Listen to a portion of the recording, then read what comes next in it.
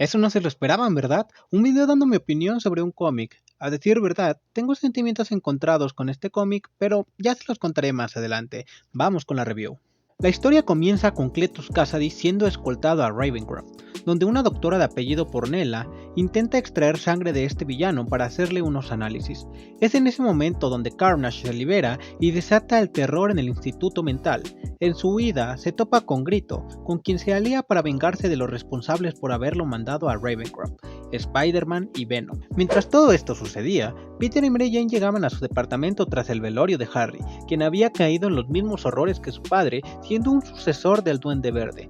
Al haber pasado por muchas cosas, Mary Jane le pide a Peter que por favor deje de ser el Hombre Araña por un tiempo, y este promete intentarlo. Pero, mientras estaba ordenando una comida china, escucha la radio y se da cuenta de que su enemigo más peligroso hasta el momento había escapado, por lo que debe romper su promesa y ayudar a los civiles heridos. Tras un primer enfrentamiento en el que Spidey se ve gravemente herido por los aliados de Carnage, Peter vuelve a su departamento y tiene una discusión con la pelirroja, quien no quiere perder a un ser querido nuevamente. Sabemos que la dualidad de Peter y Spider-Man le ha causado problemas desde un principio, pero ahora parecen fracturar su matrimonio. Obviamente Peter antepone su responsabilidad con la ciudad intentando buscar nuevamente a Carnage, Grito y su doble mutante, se topa con el Demoduende, con quien tiene un corto enfrentamiento antes de darse cuenta de que debe sanar las heridas de la anterior batalla, volviendo a casa. Mientras descansaba en su departamento, Eddie Brock llega con grandes heridas, pues tras su estancia en San Francisco, volvió de manera repentina para acabar con su hijo de una vez por todas, porque sí, si no lo saben, de cierta manera Carnage es el hijo de Venom. Total, ambos deciden que la única manera en que pueden hacerle frente a este equipo de supervillanos es aliándose el uno con el otro, dejando sus diferencias de lado. Conforme avanza la historia, vemos ciertos roces entre Spider-Man y Venom, pues este último se había convertido en un antihéroe y creía fielmente en que, si no acababan con Carnage de una vez por todas, este no cesaría de causar destrucción por toda la isla de Manhattan. En un determinado momento, el padre de Peter tiene toda una charla con él y le explica que la bondad que le había enseñado su tío no le iba a servir al momento de enfrentarse a gente mala, pues no hay nada que se pueda hacer para salvarlos. Influenciado por sus palabras, le pide a Estrella de Fuego que derrita a Carnage, pero al ver que este le pide piedad, le dice a Estrella que se detenga. Carnage se ríe en la cara de los héroes y de Venom, pues los considera débiles, por lo que los derrota de manera sencilla y escapa del lugar. Cuando Peter creía que no había salvación, pues muchos de los héroes se encontraban fuera de la ciudad mientras esto ocurría, a su rescate llega nadie menos que el Capitán América. Algo hay que decir, y es que, durante su última batalla, el grupo de héroes se dividió en dos partes, una conformada por Morbius, Capa y la Gata Negra, quienes fueron tras Carnage y Grito para recuperar a Eddie, y Spider-Man, Estrella de Fuego y Capitán América, quienes estaban en el cuartel de los Vengadores.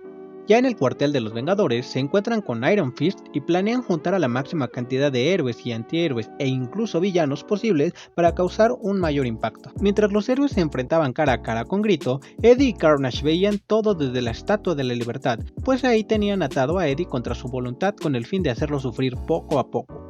Incluso después de detener a Grito, la gente sigue enloquecida y se pelean hasta por lo más ridículo. Por ejemplo, un sujeto quería golpear a otro solo porque no le gustó su corbata. Es en este momento donde Peter se replantea la idea de haber salido de casa, pues cree que los otros héroes podrían haberlo detenido.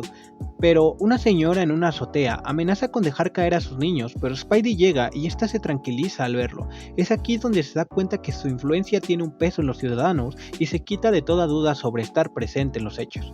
Cuando los aliados de Grito llegaron a su rescate, los neoyorquinos se unieron a los héroes, haciéndoles saber que, pese a su influencia, no sucumbieron ante la histeria colectiva gracias a la presencia de los héroes. Incluso hacen frente a los villanos, arriesgando su propia vida para evitar que sigan con el desastre. No sé ustedes, pero este panel me recordó a la escena del tren en Spider-Man 2, donde la gente hace frente a Octopus. Mientras todo esto sucedía, Mary Jane y la familia veían lo que pasaba en el televisor, y es ahí cuando la pelirroja se da cuenta de que Peter tenía razón en salir a intentarlo, aunque todas las probabilidades estuvieran en su contra. Desafortunadamente, Grito impulsa sus poderes psíquicos e intenta regresar a las personas y hasta a los héroes a su estado más primitivo y violento. Es ahí cuando Richard Parker pierde la fe y la esperanza, pero Mary Jane lo detiene y lo sermonea, callándolo de una vez por todas. No sé ustedes, pero me encanta la actitud de Mary Jane. Mientras tanto, en la Estatua de la Libertad, Venom decidió introducir un pedazo de él en el arma sónica que usaba Carnage en su contra para poder volver al cuerpo de Eddie sin que el simbionte rojo pudiera detenerlos. Y funcionó.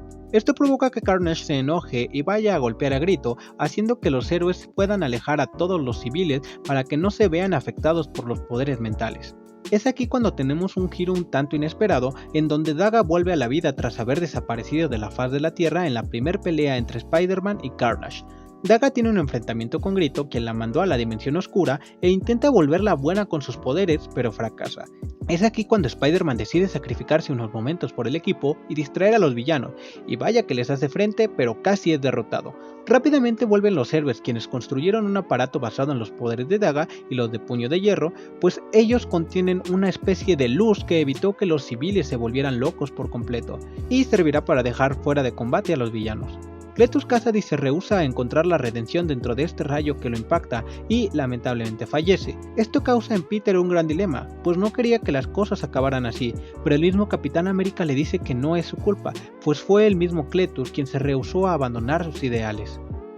No, aquí no acaba la historia. Resulta que Carnage había enviado su simbionte a un civil y engañó a todos mientras fingía. Es aquí cuando aparece Venom y se enfrenta nuevamente a Carnage, dejando a Spidey malherido, por lo que le toca volver a casa. Es ahí cuando Peter le regresa las palabras a su padre y le dice que lo que el tío Ben le enseñó no es mentira, y que aunque va a haber gente muy mala en el mundo que nos causará daño, también habrá gente buena que dará la vida por nosotros.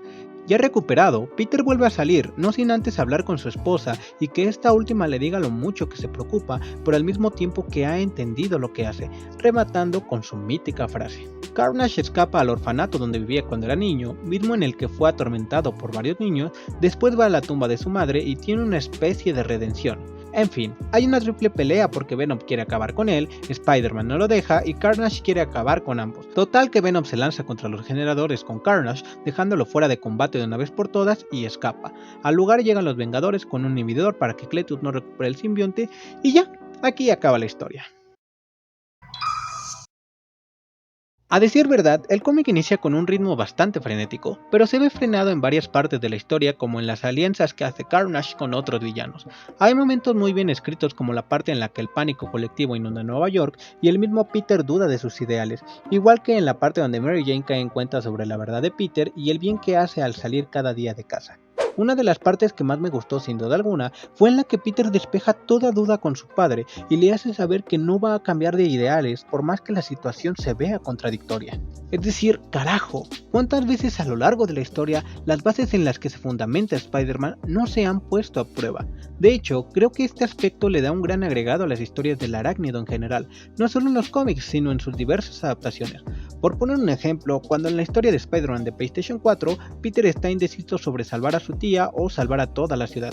Otro aspecto que me gustó mucho fue la psicosis que se vivía en la isla de Manhattan conforme avanzaron los números.